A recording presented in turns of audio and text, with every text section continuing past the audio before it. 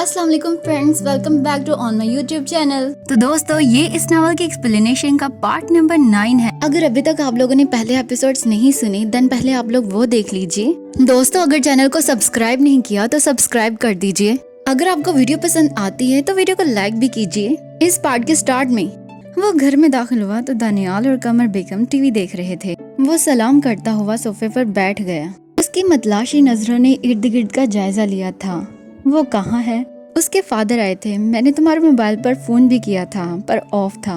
उसकी गुमशुदगी पर उसकी माँ की तबीयत खराब हो गई थी, इसलिए वो जल्दी निकल गए। तुम्हारा बहुत शुक्रिया अदा कर रहे थे। कहने के बाद उन्होंने दाऊद का चेहरा देखा जो सर झुकाए जमीन को घूर रहा था। दाऊद, उनके पुकारने पर वो चौंक कर उन्हें देखने लगा। क्या हुआ है? कोई परेशानी है? नहीं तो। उसने दोनों हाथों से बालों को संवारा था। तो फिर उसके जाने का सुनकर परेशान क्यों हो गए हो? कहीं केस के सिलसिले में उसकी जरूरत तो नहीं थी? नहीं, उसका बयान ले लिया था। वो बस सोच रहा था उसकी कंडीशन ऐसी तो नहीं थी कि वो सफर करती। टीवी देखते दानियाल ने गौर से दाऊद की तरफ देखा। हाँ ये तो है, पर मैं क्या कह सकती थी? फिर उसको जाना तो था ही। कमर बेगम के कहने पर वो गहरा सांस लेकर खड़ा हो गया। खाना लगाऊं? नहीं, मुझे भूख नहीं, आप खा लें, वो कहकर अपने कमरे की तरफ बढ़ गया। वो फाइल ढूंढते हुए उस कमरे में आ गया था जो गेस्ट रूम के तौर पर इस्तेमाल होता था। साइड टेबल की दराज बंद करके वो जो ही मुड़ा, उसकी नजर बेड की साइड पर रखी अपनी जैकेट पर पड़ी। वो बेसाख्ता उसको उठाने के लिए झुका था। जैकेट को हाथ में लेते ही एक अजीब से एहसास ने उसे अपने हिसार में लिया था। उसे लगा जैसे वो इसके बाजों के हिसार में है। उसने मुस्कुरा कर आंखें बंद कर ली और वो चेहरा उसके सामने था, बिल्कुल वाज़िया। हालांकि उसको यकीन था उसने उसे इतने ध्यान से नहीं देखा, लेकिन वो पूरी खूबसूरती के साथ उसके तस्वुर के जहां में आबाद थी। उसने आंखें खोलकर दोबारा जैकेट को देखा। जैकेट को तय करते वक्त उसे आवाज सुनाई दी थी और उसने उलझकर जैकेट को देखा और हाथ जेब में डाला। अगले ही पल उसकी हथेली पर टूटी हुई चूड़ियों के टुकड़े थे। वो मुस्कुराकर उसे देखता रहा और किसी कीमती चीज की तरह इसे दोबारा पॉकेट की जेब में रख दिया। आहट पर इसने दरवाजे की तरफ देखा जहां कमर बेगम खड़ी थी। तुम यहाँ हो? मैं तुम्हें तुम्हारे कमरे में ढूंढ रही थी। खैरियत? वो जैकेट दाएं बाजू पर डालकर बोला। हाँ खैरियत ही है। वो मेजर हामिद का फोन आया था। इन्होंने वाज़ेह बात तो नहीं की, लेकिन मेरा ख्याल है वो जवाब मांग रहे हैं ताकि कोई रस्म कर सके। और दाऊद की कुछ देर पहले महसूस की जाने वाली कैफियत हवा हो गई थी। तो फिर बेटा क्या जवाब दूं उन्हें? ममा, आप उन्हें मना कर दें। क्यों? वह हैरान होकर इसे देखने लगी। पता नहीं, वो उकता कर बोला। ये तो कोई वजह नहीं। ममा, अभी रहने दें, मुझे अभी बहुत जरूरी काम से जाना है। अच्छा रुको, तो ये जैकेट तो देते जाओ, धुलवा कर रख दूंगी। नहीं, वो जल्दी से बोला। ऐसे ही ठीक है। उसकी नजर चुराने पर वो हैरान होकर उसे जाता देखने लगी। उसके जाने के बाद उन्होंने जैकेट को उलट पुलट कर देखा और फिर कुछ ख्याल आने पर जेब में हाथ डाला तो अंदर से कांच के टुकड़े निकले थे। कितनी हैरत से इन टुकड़ों को और जैकेट को देखती रही और आखिर में इनके चेहरे पर जो मुस्कुराहट आई थी वो बहुत खूबसूरत और मायने खेज थी। इसकी लाइफ सीधी सादी थी। किसी लड़की का इससे जुड़े किसी ख्याल का कोई गुजर न था। प्यार मोहब्बत का तो वो सिरे से कायल नहीं था। अभी कुछ दिन पहले ही तो ममा ने इसे नौरीन से मिलवाया था। अच्छी थी और तकरीबन वैसी जैसी से चाहिए थी। एजुकेटेड, मैच्योर, कॉन्फिडेंट, लेकिन वो कॉन्फिडेंट होने के साथ साथ बोल्ड भी बहुत ज्यादा थी। न डरपोक, न बात बात पर रोने वाली। ऐसी लड़कियां इसे बिल्कुल पसंद न थी, जबकि तहजीब में ये सारी बातें मौजूद थी। वो शर्मीली भी थी, डरपोक भी थी, रोने की तो शौकीन भी बहुत थी और कम उम्र भी थी। फिर ऐसा क्यों हुआ कि वो इसे अच्छी लगने लगी? बल्कि वो जो इसके लिए महसूस कर रहा था वो एहसास पसंदीदगी से कुछ बढ़कर था। दरवाजा धड़ से खुला था और उसने आंखें खोलकर दरवाजे की तरफ देखा जहां हसन खड़ा था। इसे देखकर वो तेजी से अंदर दाखिल हुआ और उसके सामने काउच पर बैठ गया। ये अंधेरे कमरे में बुझे हुए चिराग की तरह क्यों पड़े हो? दाऊद ने गुस्से से इसे घूरा। क्यों? मैं अकेला नहीं बैठ सकता? अकेले बैठकर किसे याद किया जा रहा है? तुम्हें, दाऊद ने जान छुड़ाने वाले अंदाज में कहा। ओ, मैं भी कहूँ, तुमसे मिलने के लिए दिल क्यों इतना बेकरार हो रहा है? काम की बात करो। तुमने शादी के लिए मना क्यों किया? کیونکہ میں ابھی شادی ہی نہیں کرنا چاہتے یا نورین سے نہیں کرنا چاہتے۔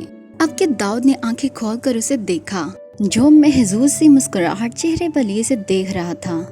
کیا اس کی وجہ تہذیب ہے؟ حسن کی بات سن کر داؤد اچھل پڑا تھا اور اس کے چہرے پر آنے والے تاثرات پر حسن بھی حیران رہ گیا تھا۔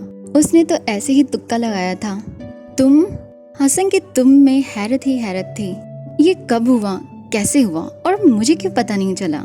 اور حسن کے سوالوں کے جواب تو خود اس کے پاس نہیں تھے۔ پتہ نہیں، وہ دھیمی آواز میں بولا، لیکن یار تہذیب تو بہت ڈرپوک ہے۔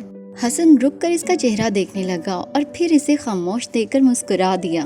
بڑے صحیح کہتے ہیں، دل آئے گدھی پر تو حور کیا چیز ہے۔ شٹ اپ حسن۔ تہذیب کو گدھی کہنے پر داؤد اسے غصے سے گھورا تھا۔ او تو یہ بات ہے۔ حسن نے آئیبرو اچکا کر اسے دیکھا۔ تو مجھے محترمہ تہذیب بھابی کی شان میں گستاخی نہیں کرنی چاہیے۔ اب کی بار داؤد مسکرا دیا تھا۔ واقعی تمہارے حسن سلوک کا بہترین نمونہ اس کے دائیں گال پر میں دیکھ چکا ہوں۔ حسن نے جیسے اس کی کیفے سے خط اٹھایا۔ فکر نہ کر یار، اگر نہ مانے تو اسے اٹھا کر لے آئیں گے، آخر پولیس میں ہونے کا کچھ تو فائدہ ہو۔ حسن کے کہنے پر اس کی ہنسی نکل گئی تھی۔ دستک کے بعد دروازہ کھلا تھا اور قمر بیگم کے ساتھ دانیال اندر داخل ہوا تھا۔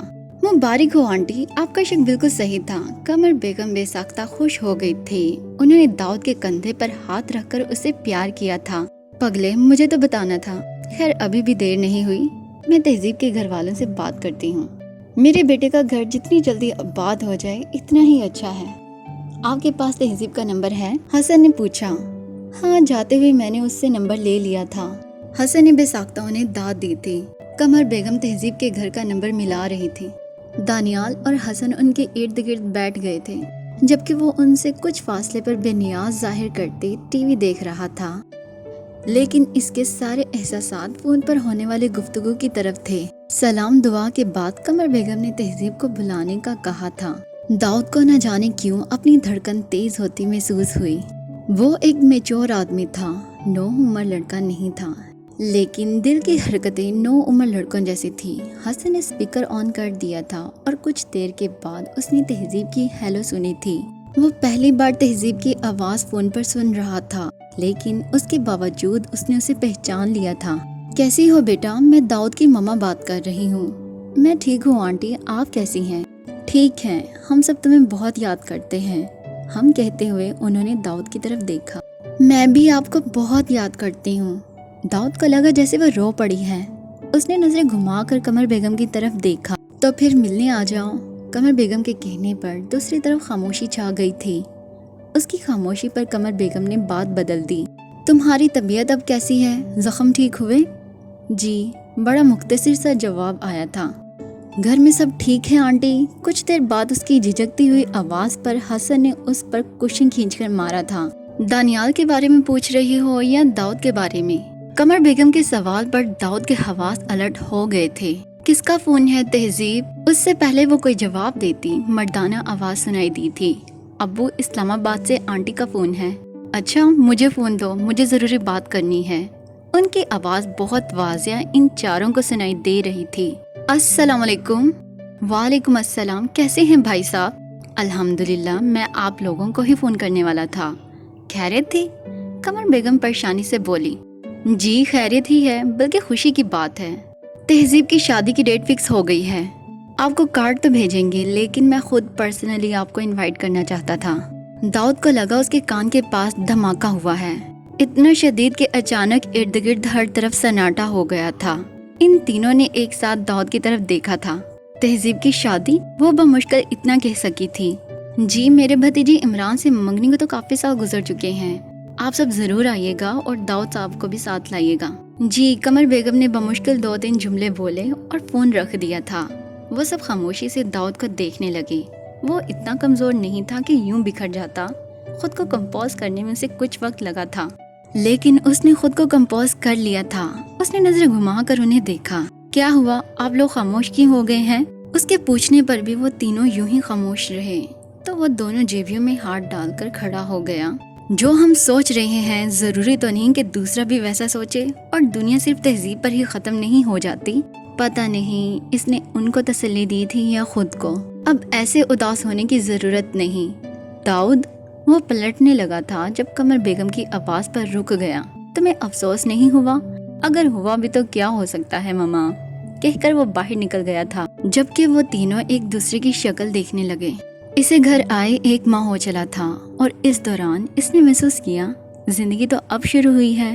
अब तक वो जो गुजारती आई है वो तो एक ख्वाब था, सुहाना ख्वाब। जिंदगी क्या होती है अपनी पूरी हकीकत और तलखियों के साथ इस 1 माह में सामने आई थी।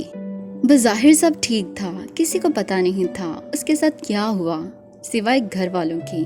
लेकिन कभी कभी अपने गैरों से भी बढ़कर बुरे हो जाते हैं। अगर इसे पता होता है कि इसकी साफ गोई उसके लिए मुसीबत बन जाएगी तो वो कभी मानी को भी इस राज में शरीक ना करती। उसने अपना समझकर कुछ नहीं छुपाया था। उसे मानी पर यकीन था, वो उसका बचपन का साथी था। वो तो इसे समझता था। उसने तो कुछ नहीं कहा था, लेकिन चाची आकर जिस तरह जुबान के तीर चला रही थी वो कितने दिन तक न ढाल रही थी। चाची का जो रवैया इसके साथ था वो इसे अंदर ही अंदर सहमा जाता था। अब जबकि शादी की डेट फिक्स हो गई थी, कोई खुशी उसके दिल के अंदर नहीं जागी थी। अजीब सी परेशानी, घबराहट हर वक्त उसे अपनी लपेट में लिए रखती थी। स्कूल की जॉब इसने छोड़ दी थी, लोगों से मिलना इसने बंद कर दिया था। वो जो हर वक्त चहकती फिरती थी, उसकी हंसी कहीं खो सी गई थी। अगर वो किसी जगह बैठती थी तो घंटों वहीं साकत बैठती रहती। जुबैदा बेगम जो इसकी शरारतों से नालान रहती थी, अब उसे ऐसे देख देख कर ठंडी आहें भरती थी। वो इसकी एक खिलखिलाती हंसी सुनने के लिए तरस गई थी। अम्मी ये चाय। कश्यप की आवाज पर उन्होंने चौंक कर सर उठाया। क्या सोच रही हैं अम्मी? कश्यप ने गौर से उनका चेहरा देखा जो काफी परेशान लग रही थी। मैं तहजीब के बारे में सोच रही थी, जब से वापस आई है बहुत चुप चुप रहने लगी है, पता नहीं सारा दिन क्या सोचती रहती है। मैं इसे यूं गुमसुम देखती हूँ तो बहुत परेशानी होती है। बात करते करते उनकी आवाज भरा गई। अम्मी आप यूं परेशान होंगी तो तहजीब को हौसला कौन देगा? आपको पता है वो कैसे हालात से गुजर कर आई है, अभी डरी हुई है। इस वक्त को इन बातों को भुलाने में उसे कुछ वक्त तो लगेगा, फिर कुछ दिनों तक उसकी शादी है, सब ठीक हो जाएगा। कश्यप ने तसल्ली देने वाले अंदाज में उनका हाथ थाम लिया। यही तो परेशानी वाली बात है, कुछ दिनों तक इसकी शादी है लेकिन कोई खुशी कोई रौनक उसके चेहरे पर नहीं, मुरझा कर रह गई है। सादिया का तो तुम्हें पता है कितनी फजूल बातें करती है, मैं सिर्फ गुस्से से खौल कर रह जाती हूँ, उसे कुछ कह भी नहीं सकती। इस हादसे में मेरी बच्ची का क्या कसूर है? हालात की चक्की में भी तो वही पिस रही है। तुम्हारे बाप को मना भी किया था इतनी जल्दी शादी की डेट फिक्स ना करें, अभी बच्ची इस हादसे से संभली ही नहीं। लेकिन नहीं, मेरी आज तक इन्होंने सुनी है जो अब सुनेंगे। पहले भी मैंने इतना मना किया तहजीब को ना भेजें, लेकिन तब भी मेरी नहीं मानी, भुगत रहे हैं अब भी अपनी मनमानी। अम्मी आप परेशान ना हो, सब ठीक हो जाएगा। वो इससे ज्यादा और क्या कह सकती थी। इससे पहले कि मजीद कुछ कहती फोन की बेल पर खड़ी हो गई। किसका फोन था? जुबैदा ने कश्यप को सवाले नजरों से देखा। पता नहीं, कोई बोलता ही नहीं, आजकल मिस कॉल्स बहुत आ रही हैं, उसने कहकर अपना चाय का मग उठा लिया। पहले तो ऐसा कभी नहीं हुआ। जुबैदा बेगम खुद कलामी के अंदाज में बोली। कश्यप दाऊद को फोन करके बताओ कि यूं मिस कॉल्स आ रही हैं। अम्मी ये कोई इतनी बड़ी बात नहीं कि उनको तकलीफ दी जाए, रॉन्ग कॉल्स आ जाती हैं, लेकिन मेरा दिल घबरा रहा है।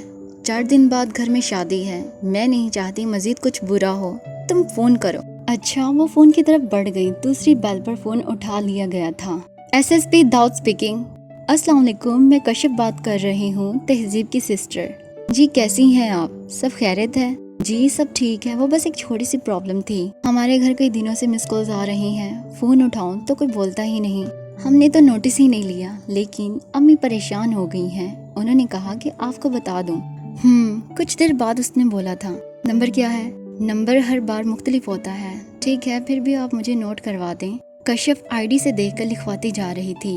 वैसे प्रॉब्लम वाली तो कोई बात नहीं। नहीं आप परेशान ना हो, दाऊद की तसल्ली पर वो मुस्कुरा दी। बहुत बहुत शुक्रिया। दरअसल 4 दिन बाद तहजीब की शादी है, तो हम चाहते हैं खुश असलूबी से सब काम हो जाए। वैसे आपको शादी का कार्ड मिल गया? जी, काफी देर बाद वो बोला था। तो आप आ रहे हैं ना? अगर जरूरी काम ना हुआ तो शायद।